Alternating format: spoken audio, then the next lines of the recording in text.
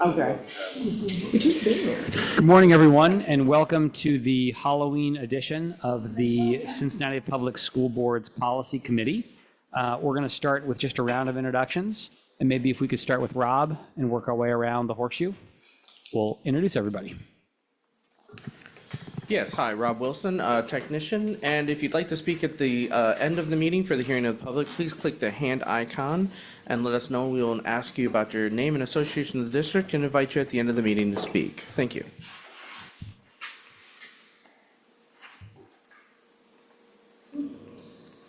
Phyllis Davis, the board's administrative assistant. Kathy Crable, Office of General Counsel. Rhonda Wilson, vendor manager and purchasing. Chris Burkhardt, Chief Operating Officer. Serena Boyd, I'm here with Reed Sales Cincinnati. Ben Lindy, board member. Kendra Matt, board member. Shauna Murphy, superintendent. Dan Hoyne, general counsel. Emily Campbell, Director of Curriculum and Instruction. Amanda Vargo, Testing and Assessment Manager. Jeremy Gollihue, Chief Information Officer.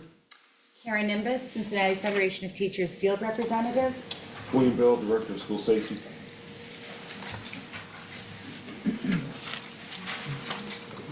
I'm David Yeager, General Counsel, Office of General Counsel.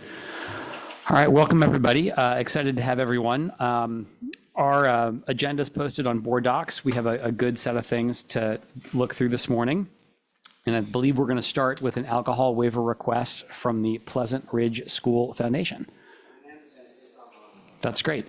Amanda, you're welcome to share a few words with the board. I cannot remember if this is something that you've done with us before, but feel free to take a minute or two. It doesn't have to be long, but we'd love to hear about your event. Thank you. Great, thank you so much. Starting my video. Amanda Bennett, I'm one of the co-presidents of the Pleasant Ridge School Foundation, and we are embarking on a rather large fundraising initiative this year to at the school here at Pleasant Ridge Montessori. And to that end, we would like to host a school fundraiser for the foundation at our school. We've done these parties in the past, but usually not at the school, but we're hoping that this one might be a little larger. So we'd like to use the gymnasium at PRM for kind of an adults only prom gala type of event. And we'd like to be able to serve beer and wine at that event. That will be adults only on the premises of the school on Saturday, February 7th, from 7 to 10 p.m. Thank you, Amanda.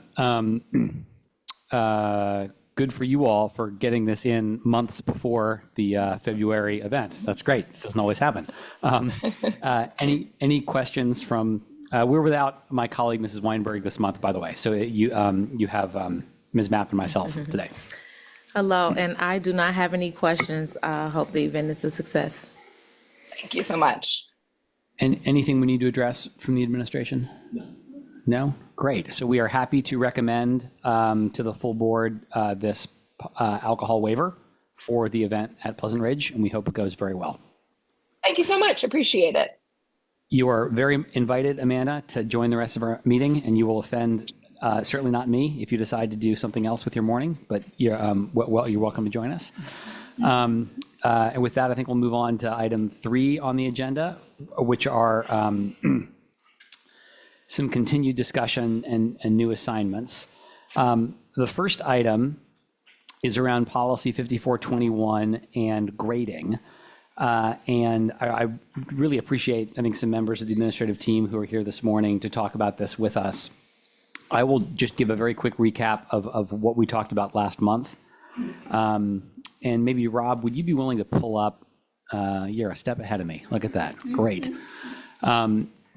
So this is a slide that we looked at last month that has data that came through information request. And just want to thank again the technology team for helping put this together. It was super helpful. But because it's been a month and because we may have some folks here who weren't here last time or who haven't looked at this before, I thought we could walk through this for just a second. What you have are graphs for 3 different schools. A school A, school B, school C. These are all real schools in Cincinnati Public. That just the names are redacted. And you have each dot on each of these graphs is a different 5th grader. And on the horizontal axis, the x-axis, what you see is a number between 0 and 4. And that is the grade that that student received in the first semester in math in 5th grade. I think the easiest way to think about this is like a grade point average, where a 4.0 means you got straight A's. A 2 would mean you got straight C's. If you see a decimal, like what's a 2.5 mean? Well, it means that student got a B for one quarter and a C for the other quarter, and it averages to a 2.5. So that's the x-axis. What's the grade the student received in 5th grade for the fall semester? And then on the y-axis, the vertical axis, what's written there, and this is all on board docs too, if people want to download it, is the iReady percentile. Now, iReady is an assessment that we use in CPS. A lot of school districts use this. It's a way of giving a student beginning, middle, and end of year assessment that shows how they're doing in reading and math. And what's helpful about the iReady percentile is it shows how close or far away the student is from being at grade level. So on that y-axis, the numbers are going to run from 0 to 100. If you're at 50, my understanding is that means you're right about at grade level for that grade and that subject. So I think these graphs were really helpful for me, and we'll just take them one at a time. I think it's maybe easiest if we start with school C all the way on the right.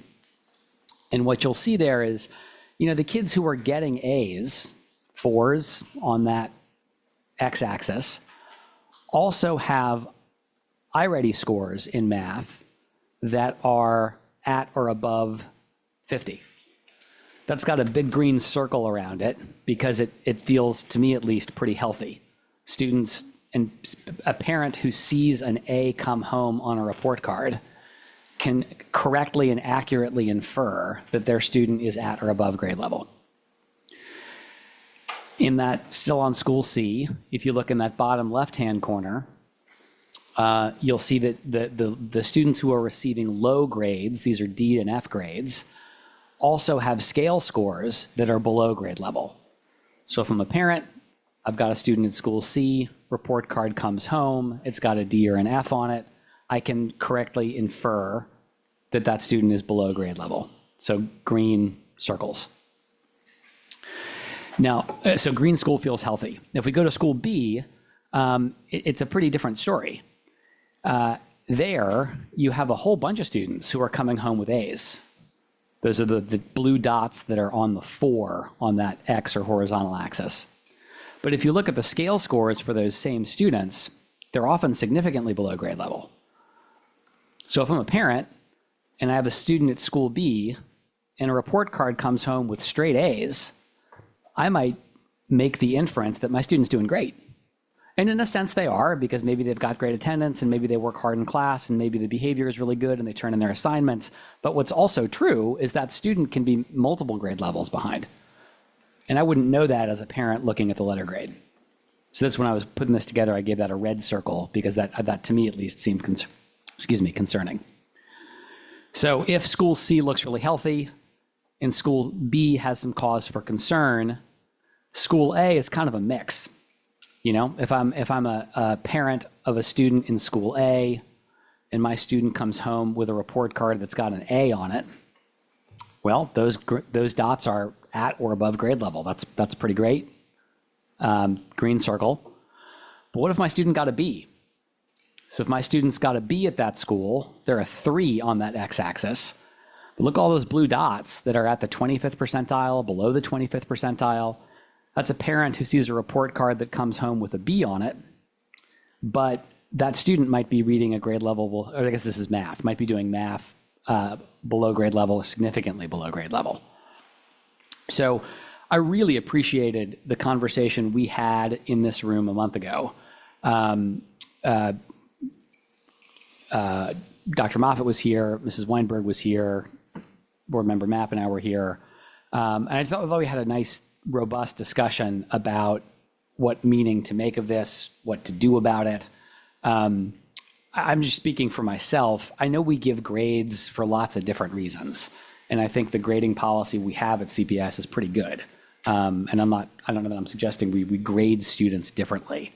I think that the piece I wanted to advocate for last month, I still am inclined to think this is a good idea, but I'm eager to talk about it today, is what if we could also provide parents on the same report card with information about the student's reading level or the student's math level?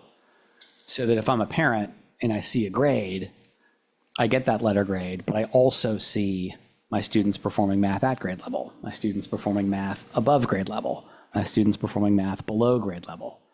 I am a parent. Again, speaking just for me, this is really important information. I do want to know holistically what grade my child receives, and I'm also really interested in whether they're at grade level or not. The last thing I'll say, and then I'll invite Board Member Mapp and others to share as well. I know that we do send home an iReady report.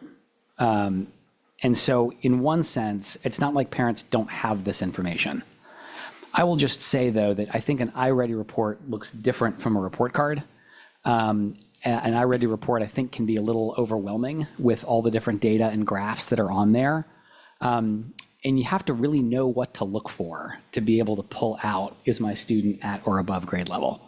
And I think we can simplify some of that information and make it easier to find. But that's what was motivating me in this last time. Board Member Mapp? Yeah, so I just like to really echo everything that you said. We did have a very robust conversation at the last meeting, and it sounds like there was a lot of agreement in how we report out the information to ensure that there is alignment in how we are really assessing where our students are, measuring where our students are. Having been a parent, I wholeheartedly resonate with this experience, just because, to your point, we want to make sure that we're honoring that holistic scope of our students' performance academically. But we do want to have the true conversation about where they actually are falling in terms of grade level, because that is going to help, I think, really make sure that we are being targeted with our interventions and drive our instructions, and make sure that we're able to yield the results that we're hoping to see and reach the goals that we're hoping to see as a district. But most importantly, I think it helps to make sure that we're having those transparent conversations with the parent, but also with the student, right? As we talked about, having data talks and making sure that our students are engaged in those conversations, they're able to see, okay, this is where I am with my iReady scores, and this is ultimately the goal in which I need to accomplish. So if we're seeing two different measurements or two different grades, I think on the lens of the student, it creates that dissonance, right? Where they're not necessarily understanding what grade is most important. I mean, I had that conversation with my own child. It's like, well, I got A's on my report card. And it's like, I know, I recognize that and you're doing well, but however, in addition to, let's look at this. And so I would love for us to be able to see more of that alignment and that attunement happening. And so I'm really interested in hearing from administration on how we could maybe do this work together to make sure that all aspects are communicating in sync. I talked about at the last meeting, I don't know if we could do something very similar to what it kind of reflects in terms of with the high school students. We know that for on their report card, it reflects, if I'm not mistaken, you can correct me if I'm wrong, but it reflects their ELC scores, correct? Where it's giving their grades, it's giving, what their GPA is, but it also, I think at the bottom or somewhere on the report card reflects this is what they scored on each of their end of course exams. So maybe modeling something very similar is something that I would be interested in, so that again, we can all have that unified conversation with the student, with the parent, as well as with the teacher. And then that will help to create a successful plan of how to be more targeted with our interventions to move forward. Thank you. I wish that Mrs. Weinberg were here too. I don't want to put words into her mouth. My memory, Kendra, was that she, and actually Kareem also, thought that this was like an important thing to do. We should check with them. And I think, honestly, sorry, am I remembering that right? You are remembering that accurately, and I actually also remember, at least for, well, really both of them, but also Dr. Moffitt, this was something that she has been championing since that meeting, so yes. Oh, good. I didn't know that. That's great. So I think where we were a month ago was this feels important. I think some interest in trying to move something forward, but really wanted to hear, I have no idea what of this is easy to do, what of this is hard to do, what perspectives the administration might also have. And so I'm delighted that there are some folks here today, and I'm just eager to hear what people have to share. Well, I'll start and then I will let the technical people jump in. I am aware that other school districts do something similar to this with their report cards. The ELC scores are definitely on transcripts, but I haven't looked at a high school report card in a while, so they'll educate me. So yeah, I would be in favor of being able to do something like that. I think the more information that's clear that we can provide the students and the families, we owe them an accurate picture of how they're excelling. Thank you very much. Excited to, I'm just full disclosure, not totally sure who is here to speak on what. So if you are here to speak on this, we'd love to hear from you. If this is not you, that's okay. But whoever is here to speak on this, excited to hear what folks have to say. I'm going to introduce our folks. No one should be bashful here. Emily Campbell, our Director of Curriculum. Amanda Vargo from Testing and Accountability. And Jeremy Gollahue from a really technical standpoint from our CIO. We've also shared the information with, of course, Dr. Smith and Chrissy Reeves from Student Services. So they're also part of the conversation. Don't be bashful, friend. I will go. I'll go first, and then that way you guys can kind of navigate the closure. This is Emily Campbell. I'm the Director of Curriculum and Instruction. So I do believe that knowledge and awareness for families, the more knowledge families have about how students are progressing through their educational journey is incredibly important. We do have experience where we've done this before, not on the report card, but in other documents. Most recently, we have, with the dyslexia law, we had to share with all parents and families whether or not their children were below or significantly below grade level for reading. And in many ways, parents, they were excited to get the information. They were thankful to have the information because then they could do some of the things that you referenced, which was in addition to what you're doing, those conversations with children, make sure that they were in the right interventions, things like that. We also had families who didn't understand what it meant, right? And so I think from my perspective, it will be, if we make this change, we're just the intentionality around how do we engage families. If we put this on a report card, it's different. So what does that mean for families? How do we do it in a way that's safe and helpful and not overwhelming and discouraged? So we had families who just read it, they understood it, and they kind of acted upon it. But we did have lots of families who didn't understand because juxtaposing I have an A and I am 3 years, behind in mathematics is a hard thing to reconcile. Learning is a journey, and so if I've got an A, I'm coming to school and I'm completing my assignments and I'm doing well in my assignments. I might not be there yet, but then to see that right right beside. So I just would advocate around intentional engagement with the change to help people understand what it means.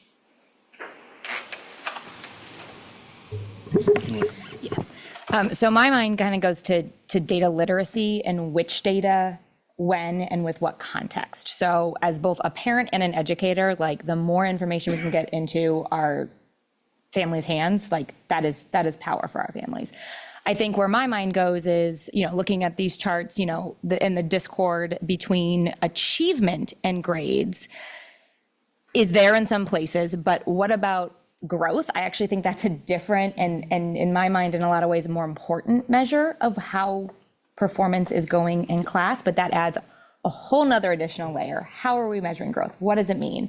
Are we talking about iReady and MAP benchmark data? Are we talking about state testing data? Are we talking about all of the above? Because that then becomes, how do you explain this? The numbers are very different. What they mean is very different.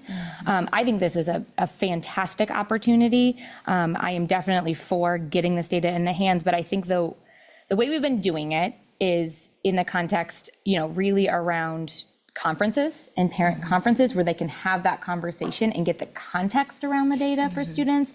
And I think that there is something that is lost, and I am hesitant to put out achievement data without also putting out growth data for students, because if we have a student who's been limited for a very long time but is growing by leaps and bounds according to their data, and that's amazing. And that is a story that needs to be told, and that is a success, and that is something families need to understand, versus we can have a student who's accomplished an advance on the state test every year and is actually kind of losing ground, you know what I mean? So I don't know. It's hard to pick the right data when, and I think no matter what is decided, there will be unintended consequences. That does not mean that it shouldn't happen. I love this conversation, and I love the idea, especially, as a parent. My second grader took a standardized test for the first time this year, and I was so proud of myself. I waited 2 whole days before I emailed the teacher and asked for the family report to be sent home to me, because I had to know how she did. And she did. Her score was it was lower than I anticipated, but that I think speaks to the power of standardized testing, right? Because then you're able to say oh, I didn't think her math instruction was great last year, and now I have confirmed that maybe her math instruction wasn't great last year. So there's just a lot of layers to work through, and I think a lot of things to consider. And then I think just even understanding, if we give a growth metric, how do we give directions to understand that growth metric in a way that will work for families? So I just think there's a lot of layers. So combining both of that in terms of, there is a lot of data that'd be important to be able to show, and to Chair Lindy's point, that sometimes it's difficult to absorb all of that as a parent and take that into a single pane, right? The question of, in terms of, is it technically possible? It is, right? So there's a couple of different options and the ways that we could do that. Of course, some are more resource or management overhead intensive to accomplish in creating an entirely new reporting platform, right? But it could scale or scope from, we add something to the current report card, which is limited to kind of what the data set we have there. We also have, like you said, the iReady reports that are going out, that something could be similarly created or looked at from a, how do we put all of that into a single pane summary that's more user-friendly for the parents, or it could be creating something entirely new that's a separate report card. So we have lots of options as to how we do it and how intensive it would be to put all that together. But I think the real question would be, how do we come to terms with what are the criteria and interpretations of X data set do we boil down to whatever we're trying to provide as a single pane view for that parent? So that becomes really where the challenge would be from a technical standpoint, not just in implementing, here's the paper, here's the report that has the check boxes. I will take a moment just as a side celebration, I suppose. From an assessment standpoint, the scores and stuff are typically available in Focus. So all of that data, also down to a much finer granular level of even the assignment level, assuming they've been put in, matched with Canvas, et cetera, are available in Focus. Right now, we do have a little, right around 40% of our parents who have an active account in Focus, which obviously not where we'd like it to be. We want it to be 100, but it is a celebration because that far exceeds any peak we ever had over the past 15 years with PowerSchool. considerably by 10%-ish points of the number of parents who are actively in focus. So, I mean, our intent to this point has been to drive families and parents to that resource as you get to see everything. And then you kind of get to select and go down, what do you want to see and what do you not? So that also would be an alternative or an option in terms of how we're providing this information to parents. Well, this is just, I think, really, really helpful. I can talk about this stuff forever, and I just want to look at the rest of our agenda for a second. So we've got, we go until 11, is that right? 11:15? Okay, I kind of live by whatever is on my calendar. Yeah. This one says 11:15, great, it says 11:15. So we got an hour, and we do need to talk about eval and some other things. So maybe we can spend maybe 10 minutes on this, 15 max, and then we got to hit some other things. Do you have thoughts, Kendra? You wanna share? I do. I do appreciate Mr. Gallagher for speaking about the implementation piece is kind of a simple process, and so we have the capabilities to do that.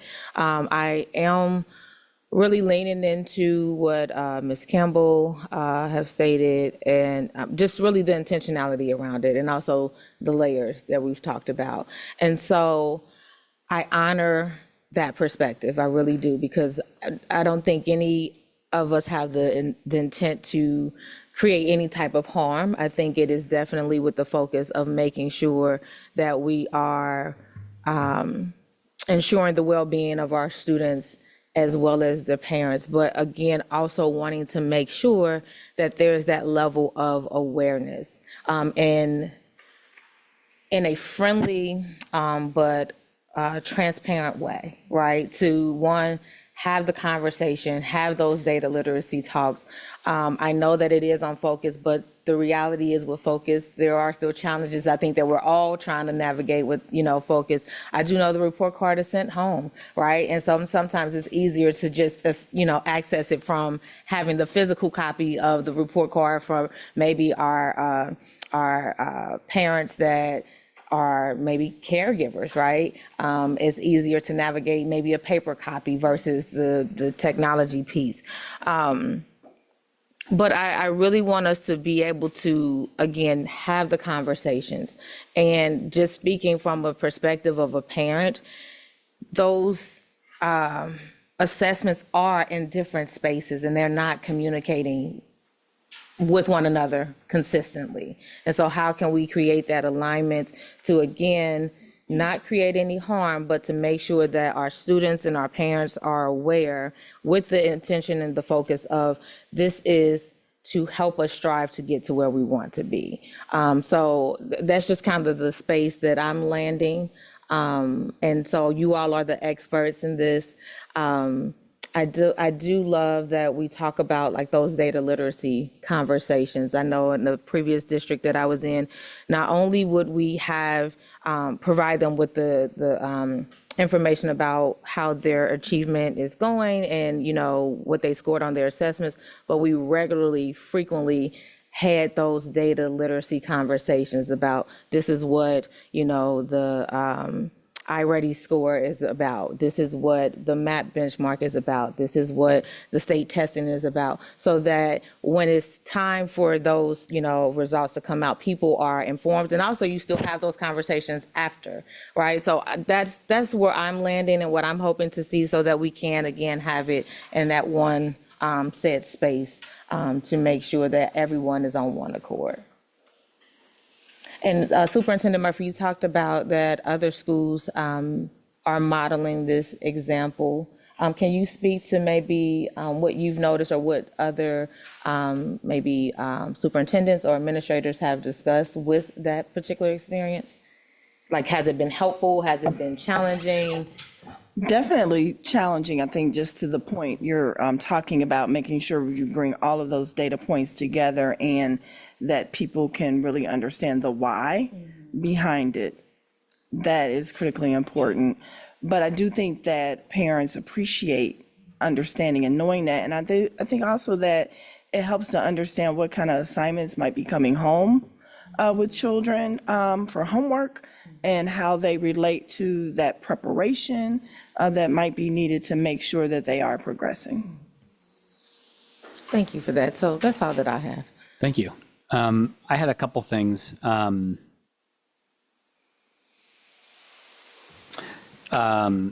Little embarrassed I had not thought about this, but I think it's a really good point. I think I hear you saying both and, not instead of, because I think there is, or just thinking about as a parent, truly, like both of those have been important for each of my two kids in different ways. So I think that's great. I have a little bit of a worry about how complicated it's going to be to do the growth one. Even just this one. Like, I mean, you and I were emailing about how to do this like almost a year ago. And then like it was so hard to figure out where we could go within the data we have just to see this picture, you know? And so I guess the worry I have is if it's that hard on achievement and it's going to be even harder to get the growth stuff right, my big worry is that we let complexity get in the way of doing something, you know? And I think just my bias is like we do something sooner. This is accurate, right? Like, but maybe I don't want to give parents inaccurate information, but I'd rather give accurate information quickly while we try to figure out a way of doing, if it takes, maybe it's not as complicated as I think it's going to be, but that's like one of the things on my mind. So I think it is as complicated as you're thinking. The other thing I think we're going to run into is it's going to be a timing issue, just with if we're talking about state tests, when state tests are released, those scores are actually released to get them into focus, but as to when report cards go home. So then we're talking about achievement data that's a year in arrears, if not more. Do we want 1 year of data? Do we want multiple? If we are talking about some sort of benchmark data in there for our tested grades, we don't mandate spring tests because that's a ton of testing for our kids. And so we're trying to reduce testing fatigue. So then if we're talking about growth, we actually don't have a full year picture of growth. We've got fall to winter, which gives us an indication, but we don't have fall to spring necessarily. So there are additional layers of complexity for sure. I hear your point, and I do think that this is like a great next step to getting better information into the hands of our families. I just don't know how to do it right, the right way, you know? I mean, honestly, it's not the paper copy, but I do think maybe, I'm gonna throw this out there as a potential first step. You know, a test history is available in the parent portal in Focus, and it's got all of the metrics in there, including growth metrics. To refer them back to them. And I'm wondering if we just, and this has actually been on the radar for a while, just to create like a assessment interpretation guide for families. You know, there'd probably need to be 7 versions of it, and Emily would need to tell me it's too complicated because more is more with me with it sometimes. But I do think we could create a companion guide for interpreting test history, and then you're going to be able to see state assessment data. You're going to be able to see the benchmarks with their OST projections on it, as well as growth data, all in one line, and it gives you a kid's whole test history. I'm actually wondering if that is both the path of least resistance logistically, as well as giving families the full picture. It is a lot, though. So this would, just so I'm following, this would be, I'm a parent, and this is all just in pencil, but like I'm a parent, I get a report card. It has the same grade I'm used to seeing. None of that would change. In addition, it would have a reading or math or both grade level. That would be, we'd figure that out somehow. And then there would be like a way to go learn more about growth by viewing things that are in Focus. Is that what you're saying? So we could, iReady is a criterion reference assessment. And so it can give a grade level placement for students based on their performance. The challenge is going to be, again, if we're talking about spring, a lot of kids don't take it in the spring. And so we're talking about a winter dead data point at that point. And then MAP for high school students do not have the equivalent of that. It's only a norm reference test. Yeah. So it sounds like, again, the logistical piece of what information, how do we make all of this, you know, work in tandem is really what. Well, and I think the other advantage of directing families to Focus then is that once the data is available, it updates in real time and they can see it in real time. And we can even do like a blast out to families once state test scores are loaded in the spring, like if your student took a state assessment, it is now in focus. Please check the parent portal, use this interpretation guide to understand your students' scores. And we can just do a communication blast around that. In addition to that, because I am really interested, as you talked about, Ms. Vargo, the data literacy conversations, I know how powerful and impactful that is.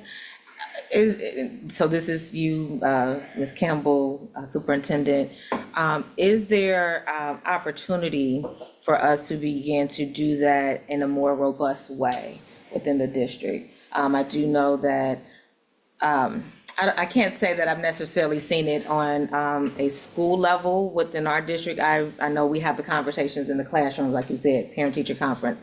But is there a way that we can begin to have those conversations in a more robust manner so that, again, we all are informed, we all are knowledgeable about what this data means? And then I think it helps create that level of not only just the understanding, but also the more buy-in, right, to help us be, working collectively towards the same goals and same outcomes. So I find that really curious because just last Friday, we had our internal retreat where we had everyone who supports instruction at the table to learn about just what we're talking about.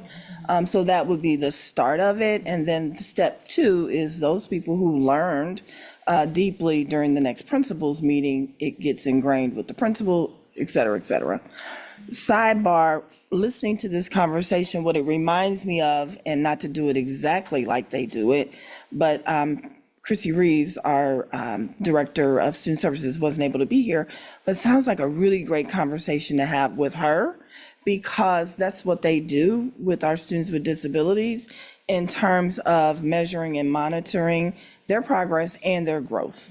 So they have, in addition to what's going on in the classroom and a report card, they also have a different report that is given at the same time for progress. So they have specific IEP goals, and teachers are telling and sharing with parents, how is the kid progressing with those goals? So not exactly the same thing, but I think it's worth having the conversation to see how can we marry those schools of thought to get what you guys are asking about. Emily, you had something you wanted to say a second ago. Thank you, Superintendent, sorry. I was just going to add on to some of what Ms. Vargo said about how might we put language on the report card at certain times during the year. How do we engage families so that they know that this is going to be there at certain times of the year? So like Q1 could have our fall benchmark data. Q3 could have our winter benchmark data because second quarter, the windows just don't close soon enough. And then how can we do some of that, like working with schools, providing some protocols around parent-teacher conferences, family teacher conferences, have some videos and things like that for families of how do you use this. So, but this idea to take them back to the growth, because I think growth is important but complex, and I think less is more in this case. I agree. I just default to more is more. I have a need for more is more. And I think too, did I cut you off, Ms. Campbell? What? Did I cut you off? No. I was going to say, I think I want to make sure we save time for anything else I was talking about this morning, but I want to make sure we get our altitude right as a board committee, because you all are going to be better situated to figure out how to do all this. You know, like I don't want us to get too far into the weeds, but where I think what the right spot for us, I would offer, is some policy language that says with blank frequency, report cards that students receive will at a minimum also include blank, you know, and then if you all wanted to do more frequently than that, or like figure out I don't know, like various ways of doing that and which test, like, great, like that sounds like a great thing for someone not named me to figure out, you know? But I think the last two things I wanted to ask about this is, I'd like to figure out how we should engage the board at the next meeting on this, because I'd like to bring this to, I think, Phyllis, correct me if I'm wrong, but like we have an early November. I think we scheduled this to be on Kathy's birthday on purpose, right? Because of the Thanksgiving holiday. But we have a board meeting between now and the next policy. Then the 24th. So I think just the 10th meeting then we have, yeah. So I think it would be wise for us to bring this issue to, I know Kareem's heard about it, but like Jim and Brandon and make sure everybody's got a chance to, I'm forgetting somebody, Eve. So we do that on the 10th. And then the other thing I think we should try to figure out so that we can talk to them about this is, I'm not saying we'll do this, but if we wanted to be as aggressive as possible on timeline, what is the earliest report card we could send home to parents that has reading level and math level on it? I would not be comfortable being able to set an ETA without extensive conversations with multiple teams to kind of come up. Because again, we would have to even define what the criteria is to develop that. How do we get that implemented into a reporting structure? There would be way too much to be able to estimate at this kind of an early point of the conversation. Could we have that number by the meeting on the 10th? Possibly. How about by the policy committee meeting on the 14th? I like that better. Okay. I think like for this to be real, we have to talk about when it would happen, you know, because like the other thing I'm worried about is it just keeps getting like great thing to do someday, but when is someday, you know? One other thing that I would, and I don't see Mike here, so I'm going to do my best impression of Treasurer Augustin. The question inevitably would be, you know, we're talking about intensity of discussions, development, platform reporting.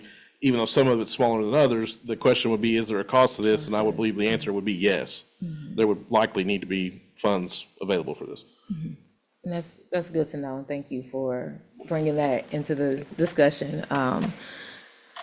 So, Board Member Lindy, as you talked about from a policy lens, the frequency in which this information is reported out.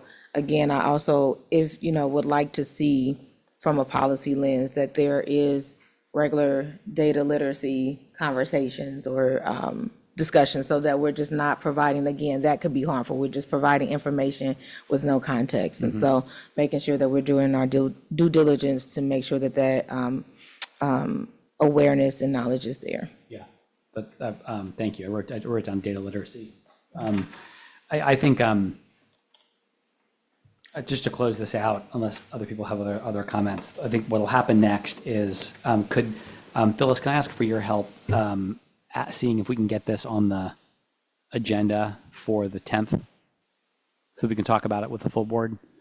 And then I think what I'd like to be able to do is come to this meeting on the next policy meeting, assuming the board, I mean, we've already had a majority of board members, when we include Kareem, I think this will go in this direction, could be wrong, but that we can come to the 14th and look at some language together, and look at maybe here's one way that this could work that is thoughtful about timeline, thoughtful about cost, thoughtful about length and complexity, data literacy, all those things. Does that sound okay? Okay. Anything else on this topic? Okay, moving on. We're on policy 5120, enrollment in neighborhood schools.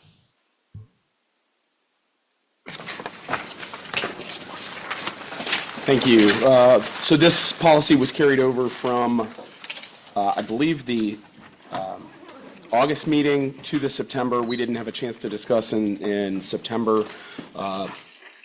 The two changes, the one change since the August meeting is at the back. There was a request, thank you, to include the neighborhood enrollment policy will be reviewed by the board on an annual basis. That's the only other change we've added since August.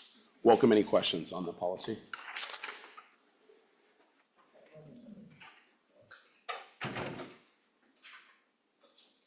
Yeah, so. Is it all right if I share a couple thoughts while you look, Kendra? I think this is great. The only thing this is great if I think, my concern last time was, what if this is leading to some unintended consequences around even access to different neighborhood schools. I don't think that it will, but like we should check. I think this could be fine. My worry is there a simple edit of like a word or two that we could do that makes it clear that the administration should be forming an opinion over the course of the year about how it's working, and that like when the board reviews it, it'll be based on like reflections, observations. I don't want to get overly scripted. I just want the administration to come with having done some thinking about this. Does that make sense? Yeah, and I don't think there's any shift in the administration's goal to ensure equity of access to schools throughout the district. That remains the goal. I think there's some concern about the use of the phrase computerized lottery system. That suggests in some ways, I think, a lack of access to, that you won't get the right lottery ball and you won't be able to access the school that you think is best for your children. Have I said that wrong? I agree with that 100%, but we were trying to eliminate the hang up about I gotta stand in line, I have to wait, I have to, we're trying to eliminate that, and we're trying to make sure that if this is a school that you want your child to go to, whatever we can do to make that happen is what we're interested in. If it would be helpful to your point to say that this annual review will surround ensuring equity of access to schools, that I don't think that's the. That's great. Can we just like add that sentence or something? And I think,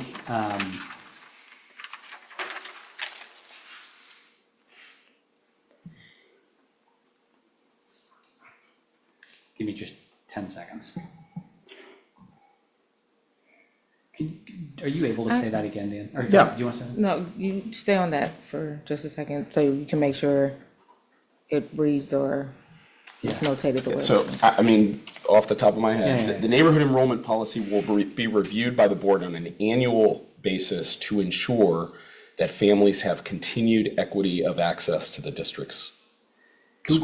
Could we just say by the board and the administration? Of course. Like, because I think what I want is a discussion that's based on the administration's observations and reflections, maybe data over the course. I need to write all this in there, but just so that they're thinking about it on an ongoing basis. And I think that actually gets it 100% of my concern. Got it. I think that's good. So thank you for adding that.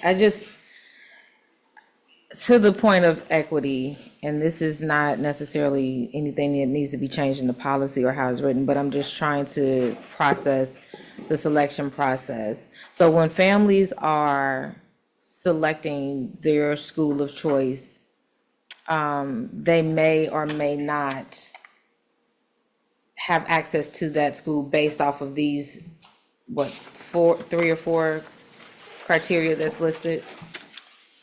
So. I mean, like the overall. So this is not the magnet school policy, which continues the same priority. We have not changed the priorities in any way in the magnet enrollment policy. So this is the neighborhood enrollment policy, and we have not changed in any way the board's policy, which is if you live within that neighborhood zone, you have access to your neighborhood school. The question becomes, there sometimes are vacant seats outside of your neighborhood school. And at the time we developed this policy, we put together some priorities as to, for those vacancies outside of your neighborhood, how would those be? That's exactly right. And so again, preferring CPS resident students with a sibling enrolled, that was always important to the board, to maintain families in the same school. So we're not changing the priorities here either. Again, I think the language around computerized lottery system, again, I don't know how else to say it, starts to suggest or gives the impression that if you get the wrong ping pong ball, you're out of luck. And I do not think that's the experience that our families have walking into customer care. And I think that's the reason for the request for the updated language. And I don't want to put any words in the superintendent's mouth. Okay. And I recall earlier this year, and I know of a couple of instances where there were kids in a neighborhood school that maybe it was not their neighborhood school? Is this the concern at this point, or? I'm just thinking about, so that, yeah, that's an example. I'm just receiving feedback about the selection process, recognizing that some families may have selected a particular neighborhood school or selected a particular school, but they were enrolled in a different school that was not even an option or a preference. So I'm just trying to figure out what that selection process entails. Yeah, and so I'm a little confused because it's a neighborhood school. So if you live in that neighborhood, you should be able to go to that school, no question. So I'm not aware of a specific, so I'm not to push you there.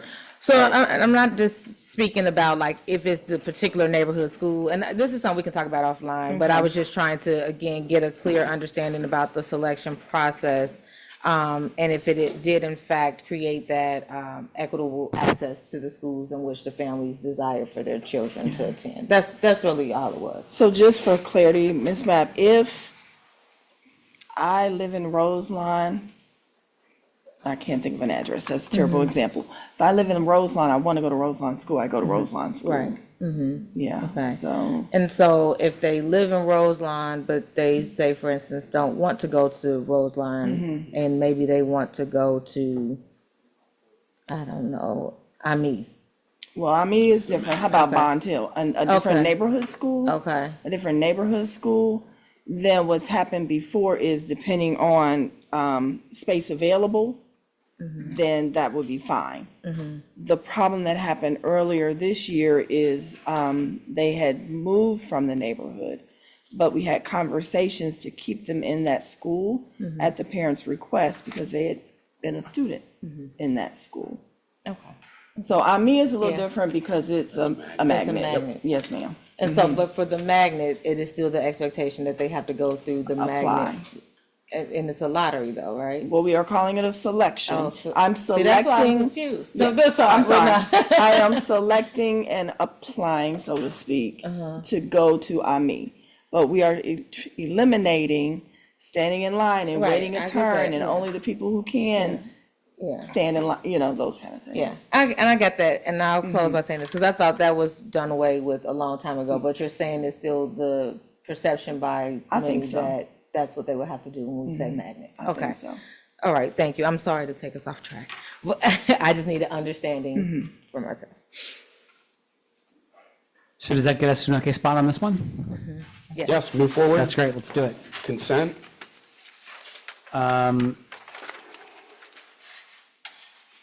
I feel like we have to take it out of consent because we talked about it for so long. I hope that it is not a long discussion, but I feel like it would only be fair Oh, to yeah. do that with the full board. And I promise that I will do everything I can to make it go as quickly as possible.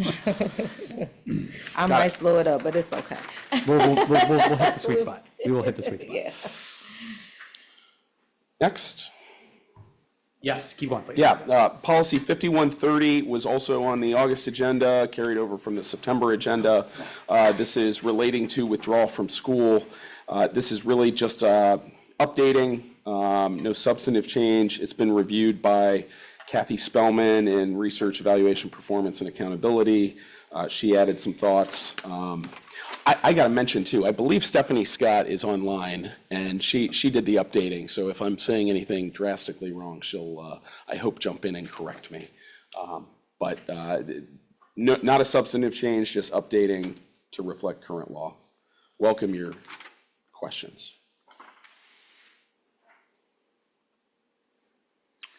I don't have any other questions on this one. Kendra, is there anything that you would like to ask about? No, I think it was pretty standard from what I did read, just that the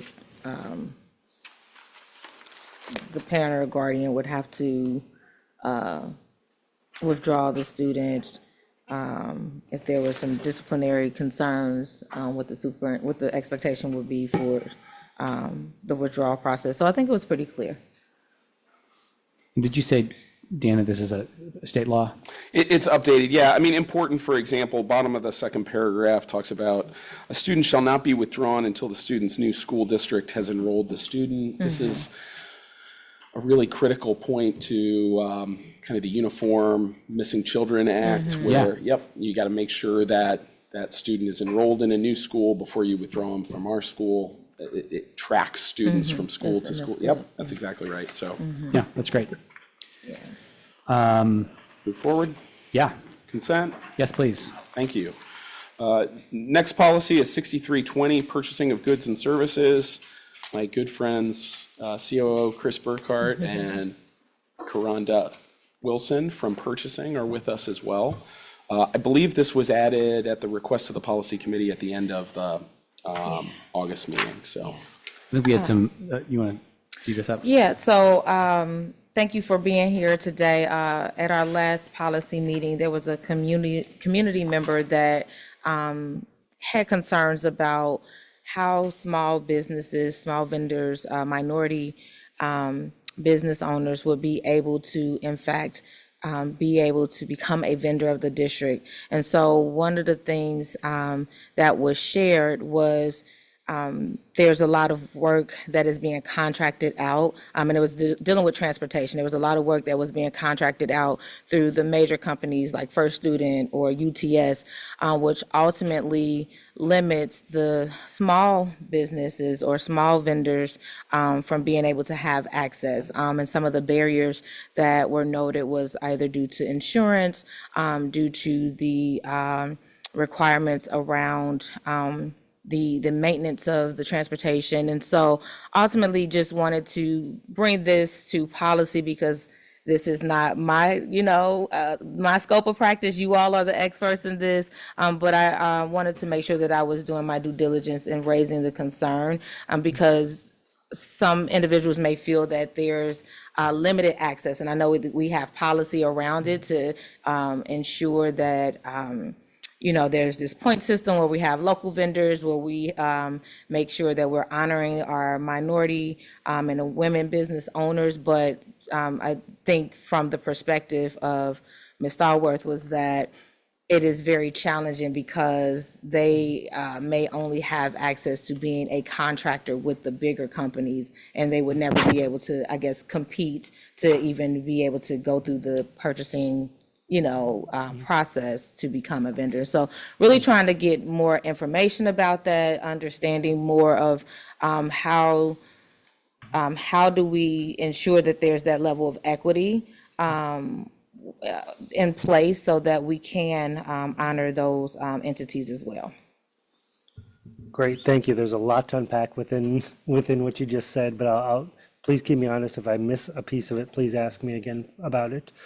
So the purchasing department has been working really diligently. I would say since about June and July, we really wanted to make the process for vendors or folks becoming a vendor with the district an easier process because we knew it was cumbersome. As we looked at the website and as we looked at where folks had to click and what they wanted to do, it wasn't very turnkey. Like you couldn't follow step by step. So we challenged the purchasing team to put basically a one-pager together. How do you become a vendor at CPS? And so they've done that. We've actually rolled it out. We're actually kicking the tires on it as we speak. It came out previous to this last conversation about purchasing, and we hope to revamp the entire website so it is a much easier process. There's really three ways that folks can become a vendor. One is there's a vendor opportunity form that is on the website that they can just fill out at any time during the course of the year to say, hey, here's the goods and services that I have, and that goes into our database, and we will review that to see if there's a match. If there's anyone saying, oh, I have crayons, and is there a need for crayons? So we match those together. The second is a request by a school or department needing a specific service. So if we know that the legal department needs red pens, we will then go out and source red pens. And if they're in the database, we obviously want to get them there. The other is the formal RFP and bid process, which goes through IonWave. So it's a formal process. So for example, if we are formally requesting bus service contracts, that would be through IonWave, Folks can register for that at any time. They can pick what type of commodities they would like to get information on. So they can choose buses, vans, they can choose chemicals, they can choose lawn mowing, they can choose pens. They can choose any of those. And that's the third way that folks can become a vendor. With each one of those pathways, there's only 4 steps. So it's pretty detailed. If this is the pathway that you're going, here are the 4 steps to become a vendor. If the second one's a pathway, here are the 4 steps to become a vendor. So we've made it very easy. And then also we've had what the outcome is after each one of those steps. So if you are, just filling out the vendor opportunity form, after you complete the form, this is what's going to happen. And then step 2, this is what's going to happen. So we tried to make it turnkey. We didn't get it all on one page. It's a page and a quarter, but we do have that, and it's going to be updated on our website as well. So that's part of it. In relation to the folks who have both come to the board meeting and told us about the process, in relation to transportation specifically, we have been reaching out to as many vendors as we can because we know we need folks to help us in transportation. All 3 of our yellow bus vendors are really right now at their limits. I just came back from Columbus, having a meeting yesterday with folks from across the state, and transportation continues to be one of those hot button issues at every district across the state of Ohio and really across the country. There's not enough buses, there's not enough drivers, and the infrastructure of how Ohio is set up doesn't lend itself to have a whole bunch of new folks wanting to jump into that business. We did meet with at least 2 individuals. I met with 2 individuals with the Director of Transportation. I believe she met with a third, and we are looking at what are those processes that are needed. One of the things that came up in that meeting was the need for insurance. And that is not something that the district can just waive. That is a national requirement by the Federal Motor Carrier Safety Administration. And I believe the coverage amount is $5 million. Now, when you hear that, everyone starts to gasp. They don't need to have $5 million sitting in a bank account. They need to purchase a $5 million policy, which roughly costs about $5,000 for the year, based on how many buses you have, the driving record of those individuals, your safety over the past 3, 5, 7, 10 years. So all that goes into that price. So I don't want to say that's the exact price based on the situation. So those are for any buses or any vehicles that carry more than 15 passengers. Anything less than that is $1.5 million. Just so everyone's on the same page, if we were to do this within our school district, we would be exempt. But because we outsource it, those companies are not part of CPS and therefore are not exempt from that. So if we were to set up our own bus fleet, we would not need that $5 million worth of coverage, which is a little problematic for folks who are just starting out. However, if they're really looking at buses that are over 15 passengers, you're looking at a bus that's roughly $160,000. So adding $5,000 to that. Not saying it's not a lot of money, but in perspective, buying the bus is the bigger lift in this. We think that a lot of the vendors who are available right now are looking more for our extracurricular activities and those types of things for smaller groups of students. So we're talking about less than 15. None of the vendors that we talked to had a yellow bus or could get access to a yellow bus to do that kind of work. So we're happy that there's folks out there who want to do that work. And one of our vendors started out as just transporting for field trips and now has become a vendor with 60 buses in their fleet. So I would say this is a growing opportunity for folks as well. Did I answer at least most of those? Absolutely. That's, I think, great information that you shared. And again, when you presented the policy to us last year, I was like, oh, this is great, and the different points. And I thought, it was really showing the true commitment to equity. And so when it was presented to me, like I said, all I can do is share the information and make sure that we have the conversation about it. And so I'm glad that you really highlighted what the process entails, and also what opportunities are potentially available for those smaller businesses and vendors that are looking to be a part of providing services for the district. And so will there be, you said the information will be online, it will be on the website, and it will kind of drill down maybe more succinctly how people are able to become a vendor and give a snapshot of those different scenarios in a sense?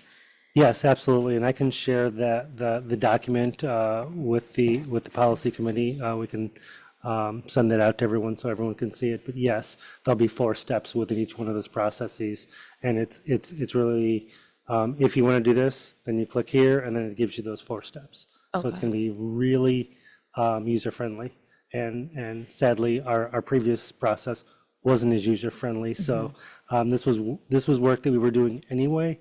But it is good that we had, the other folks that we can kind of field test it to make sure it works the way we intended versus some unintended consequences that might happen because we're not actually on the opposite side trying to fill it out. We think it makes sense, but do the folks filling it out think it makes sense? Yeah, and I think that was the concern that was being raised. And so happy to recognize that the policy is well-written, and we're just working on the procedural aspect to make it, strengthened. So thank you. Yeah, and Karanda's here with me, and we've really been diligent about looking at, and I know we're going to talk about this in some of the guardrail conversations, but local vendors, minority vendors, women-owned businesses, and really taking a breakdown of each of those and where can we grow each one of those areas. So you will see her face a lot more as we grow this out and really make sure that those folks are represented in our purchasing power within CPS.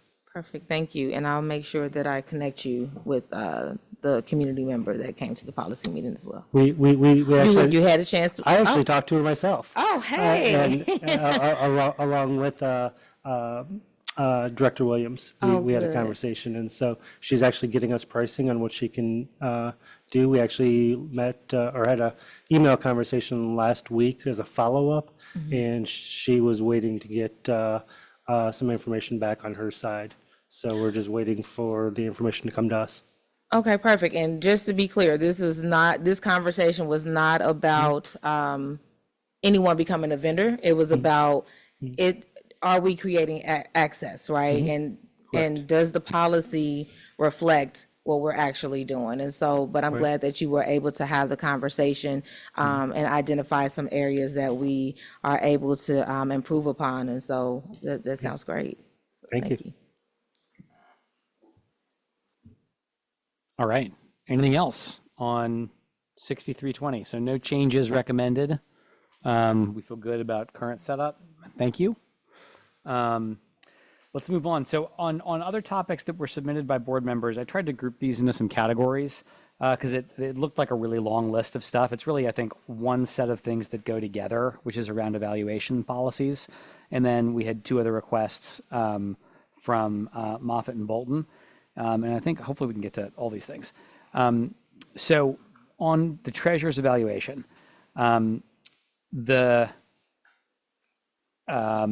Mike is out with COVID today. So feel better, Mike. I hope you feel better quickly. He did send a great summary of the discussion that they had in finance. And I think, Dan, I don't know if you, I'm happy to share with the committee what Mike shared with me. And I might just send it to you all so that you all could write updated version if people like what they said. So I think the finance committee has historically been the group that has done a lot of the evaluation of the treasurer, or at least some. I think it's maybe varied year to year. But there is an interest in, I think, bringing the timeline of the treasurer's evaluation, of updating the timeline in such a way that it is still consistent with state law, but that just makes a little bit more sense for the rhythm of the year here. And so their recommendation was that the evaluation be completed by January 31st with a mid-year by the end of August. Mike said this will allow the board to have data for the evaluation and not overlap with the superintendent's evaluation. I think that sounds wise and great. They want to keep the 60% goals, 30% standards, 10% mid-year setup that we have with the superintendent.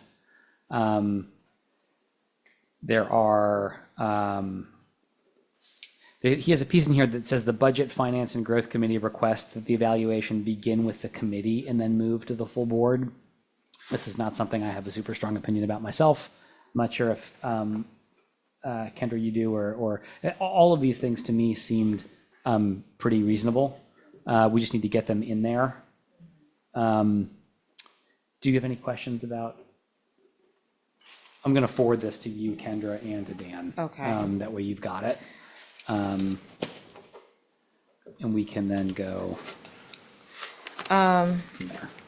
The only thing that I would ask about, and I think you were discussing it, but I probably just missed it in the transition, was about the March 1 timeline. I know that at our retreat, there was We're gonna change discussion. it. Okay, so, and we're changing it to, So the recommendation out of finance was that the final eval be completed by the end of January each year, okay, with the mid-year happening at the end of August. okay. And I think what they were After- trying to do was make sure they have the right data, but not overlap with the superintendent eval. So we're not trying to do too many things at once. Okay. Sounds good. I thought that was thoughtful. Yeah, and I think that's good too with the, you said mid-year by the end of August, which is pretty much kind of right after completing the budget. So I thought that was good. Yeah, yeah.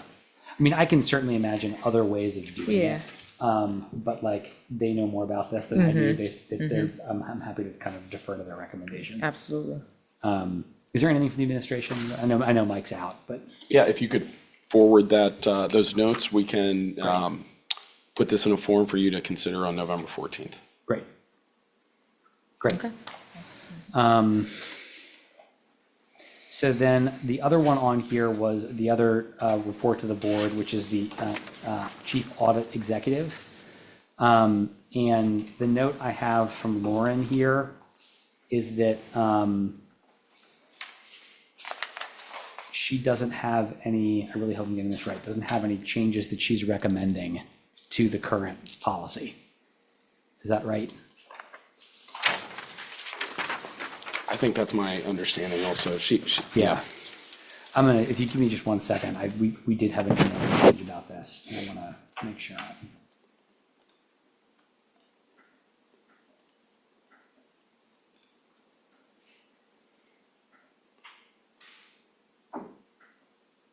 Okay.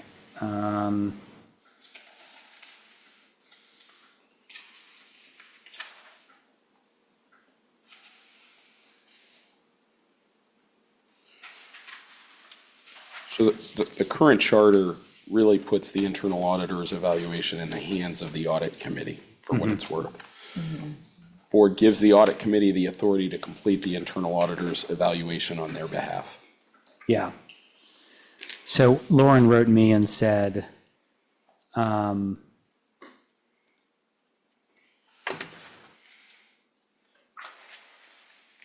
based on conversations with the finance committee, they did not have any suggested edits or changes to the process for my evaluation.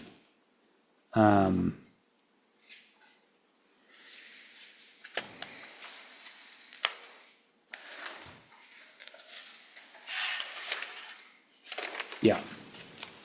So she wrote a memo to us. I think this is on board docs, right, Phyllis? It is, The yeah. memo that Laura, maybe can you pull that up, Rob?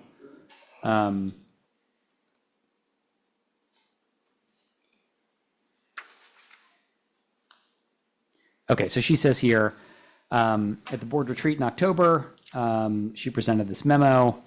The board expressed comfort with the existing goal setting and evaluation procedures, noting the process remains effective and consistent with board policy 6836. The only recommendation from the board was to adopt a resolution each year formally approving the auditor's goals, mid-year evaluation, and annual evaluation. This minor procedural enhancement does not require any revisions to the existing policy. So I think I would like to defer to her recommendation here. I think we can start doing that annual approval of goals in annual evaluation. That sounds like a healthy thing to do. And we can do it without rewriting any of our policies. So let's do both good things, would be my recommendation. Any voices of dissent? None here. Nope. Okay, so I'm gonna check this off. Thank you. I know you're not here, Lauren, but thank you for all your hard work. We appreciate it. Okay, Lauren, thank you. If we're doing anything wrong, come off mute and tell us. But otherwise, we're gonna say thank you.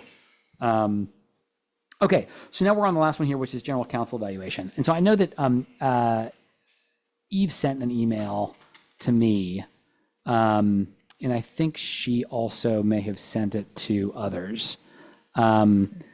I think advocating that we look a little differently at the general counsel's evaluation. I know I have a couple of thoughts, but Kendra, I'm happy to start with anything you have here, or I can go You first. can go ahead, yeah. So I my preference is that we not have the council evaluated by the board. My personal recommendation would be that the council is a direct report to the superintendent, that stay the same. There may be a reason why the board at times wants to retain its own council. One of the documents that's up on board docs, if you go, Rob, you got it? Great. Yeah. There's a group that I've been a part of for a number of years called School Board Partners. I know that Kareem and Mary are also members. Are you a member also, Kendra? So there's a number of us have done professional development with this group, and their model policy has the general counsel reporting to the superintendent, and a procedure by which the board can also retain its own independent outside counsel. I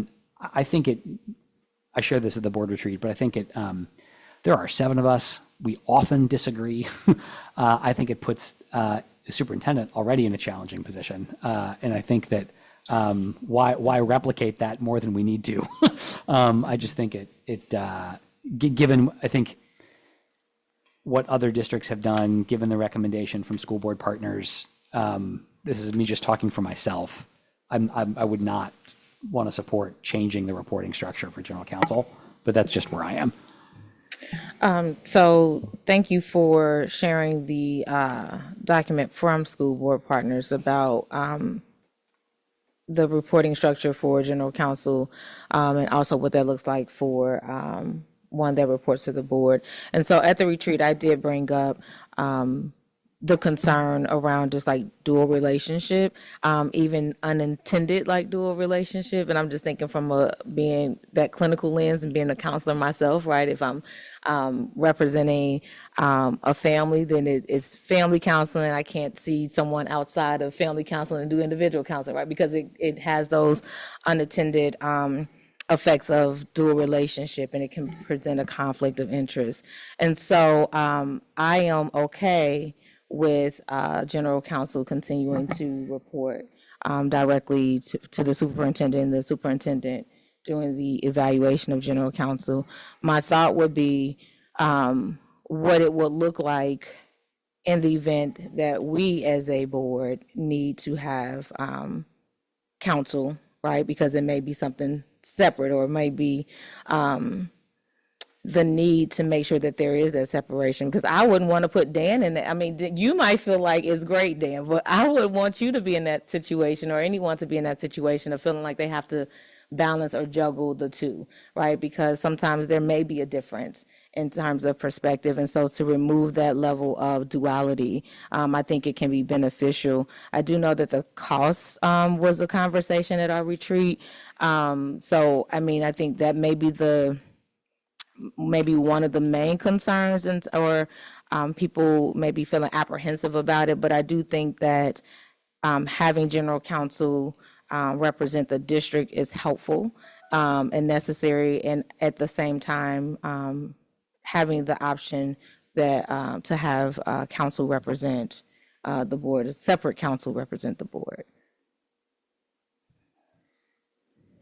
Thank you. And I like how it's laid out from school board partners. I mean, that's how I interpreted how it reads. Any responses from superintendent or from general counsel himself? Not to put you in a, let's talk about this in public meeting, It's got to be easy for anybody. Yeah, from my perspective, it's the pleasure of the board, seriously. When I talk to other superintendents, it's probably more so a structure that Board Member Mapp is describing, where the general counsel is a contracted position regardless in the school district, various sizes who have shared this with me. I cannot imagine having, not having Dan Hoying here, a general counsel here on a daily basis. I can't imagine. But I am fine with whatever direction you set. Probably more relevant to this gentleman here. No, I mean, I would second that. If the board feels it important to some or all of the evaluation, I have no concern about that. I only wanted to add that there have been a handful of situations through the years. I've now been at CPS for 14 years, almost 15 years, and general counsel is 10. There have been a handful of situations that have involved, a reason where I have gone to the board and said, I believe you should appoint outside counsel in this situation, and the board has been very generous in saying that that's appropriate. And so if there's ever a situation where I feel I'm conflicted in offering advice to the board, that would be my recommendation. And again, the board has responded to that favorably, so. That's great. I don't think we have anything in our current policies about outside counsel. There's like habits we've built over time, right? But there's nothing in there. There's nothing about outside counsel. There's very little about general counsel other than, that the board can consult general counsel and things like that as well. Yeah. I feel torn on this, Kendra, because this is, again, just my perspective. I don't have an enormous amount of evidence that we have a problem to fix. And we have lots of other things to work on. So I would be okay saying to the board, we had this discussion, here's how the committee feels at the moment, let's move on. I also can understand if other board members, and I'm genuinely happy to get behind this, we should write a policy so that about outside counsel representing the board so that we have one. We could start with this one as a template. We could start somewhere else.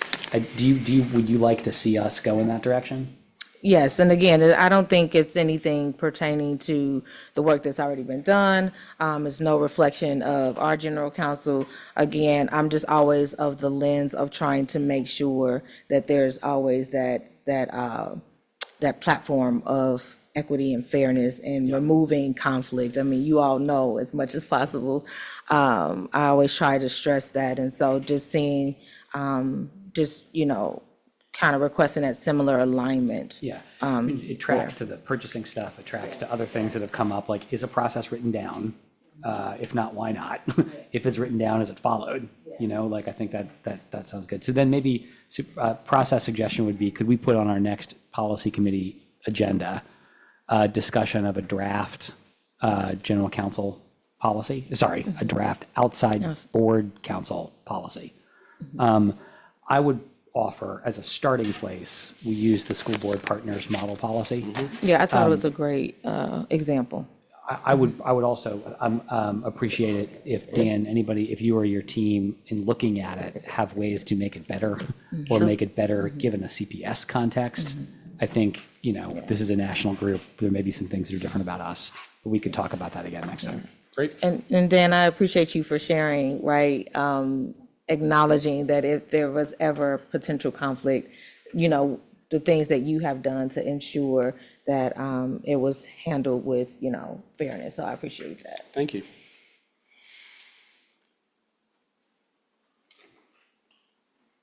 Good. Great. Okay. So we're going to make it by 11:15. So just so I know, Rob, do we have any speakers today? We do not have any speakers today. Okay. Great. So we had a request from Member Moffett to talk about the gun board policy on CPS property. Yes. And I have to be totally honest, I'm not 100% sure what the request was. Do you all have?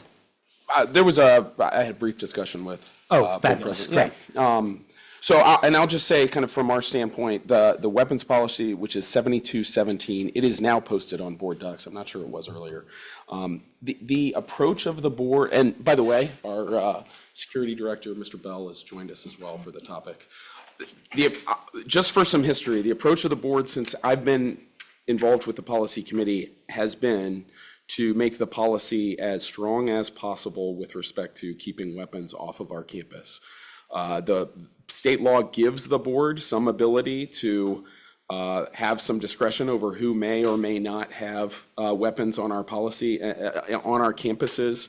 And our board's approach, at least as long as I've been involved, has been to restrict that as much as possible, with the exception of on-duty law enforcement. That's the one exception to allowing weapons on our campuses and in schools. State law has changed over the years, and there are two other exceptions in 2923, 122 that I'll just mention, and this has become a very complicated statute. The Ohio Buckeye Firearms Association refers to this statute as a hopeless morass, which I can understand. They are in the business of making sure there's clear law about what people can and can't do with respect to firearm possession, et cetera. The two exceptions that have been added to state law are, one, a permit holder in general may carry sort of through a school safety zone, provided the permit holder does not enter a school building or onto school property. So I'm imagining if you're walking down the sidewalk, Douglas is a good example, and you are a permit holder and you're carrying your weapon, as long as you don't enter onto the campus or into a building, you haven't violated the law if you're just walking on the sidewalk and otherwise a permit holder. And the second exception is if you are driving through campus, that is legal. If you leave your vehicle, you must the gun must remain in the vehicle and locked. So those are two exceptions that have been added over the years. Again, the approach of the board and the policy reflects otherwise a very strict, kind of the strictest standard against having weapons on campus. Anything you wanted to add? Yeah. The question has been whether, my apologies. So the question was related to, from our agenda, stand your ground. Stand your ground applies in vehicles and at a residence. It would not apply in a school setting. Glad to answer any questions, but that just kind of summarizes where we are. I'm not, that's helpful, thank you. No recommendations for a change to our current policy? Not from us, except to advise the board that you have some discretion. I think the request from the board president was to at least share kind of what our standard is and what the law is in terms of the board's discretion in this area. There is some discretion.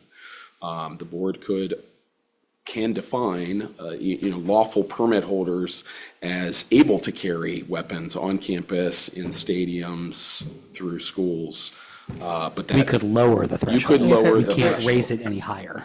You cannot. This is on-duty law enforcement are the only individuals allowed to carry weapons on our campus.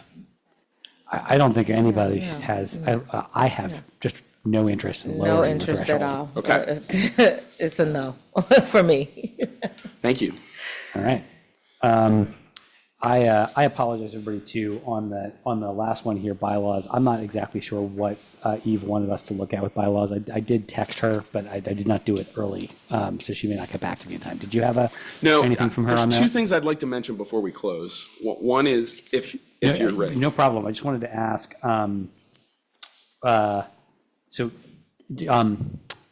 Karen, you're not online, but you are public. Did you have anything you'd like us to hear from the public today? Okay. Any other, I think that's it, staff, and, okay, yes, Dan. Okay, two additional things I'd just like to add to the November agenda. One is, there were two updates we were making to the LSDMC policy that didn't get added to this agenda, but should be on the November. I don't want to lose them. It was related to our whole discussion of the principal selection and things like that, bringing some of those into the LSDMC policy. Yeah. So we'll have that for you in November. Great. The second is a new item that I included online on board docs, our NSO policy, that's non-school organizations, it's 9212. This relates to booster clubs, parent groups, PTOs, alumni associations, friends of, et cetera. The reason I'd ask you to just take a quick look at that policy before November is and I'd really like Mike, if not also Lauren, to be a part of the discussion as well. There has been a longstanding part of this policy, the last two paragraphs that say that if a parent, PTO, friends of group is involving students in a fundraiser, that money still has to be deposited with the school. There's a longstanding perception in the district that that's state law or state reg. Lauren and I and Mike have looked at it, and it is not. This is something that has been a CPS policy for a long time, but has caused confusion, and I don't think is consistent with certainly how other districts, that there are other districts whose PTOs sponsor the walkathon, the readathon, things like that, then accept those funds that are raised during that fundraiser, and then spend it back on the school. I'd like us to consider at least, I don't know of any other school district in the state, we haven't been able to find one that has this strict of a policy which says, our current policy says, if students are involved, those funds must be deposited with the school and can never be deposited with a parent-teacher organization, et cetera. It's not consistent with what other districts are doing, and I'm afraid that it's not necessarily consistent with what our schools are doing. So we should get rid of it. We need to at least consider it, and if the board wants to stick with it, we will absolutely start educating our schools as to this is the rule, but I don't know why we would necessarily. Would you, as the things we're putting into November grows, or would you be okay with December?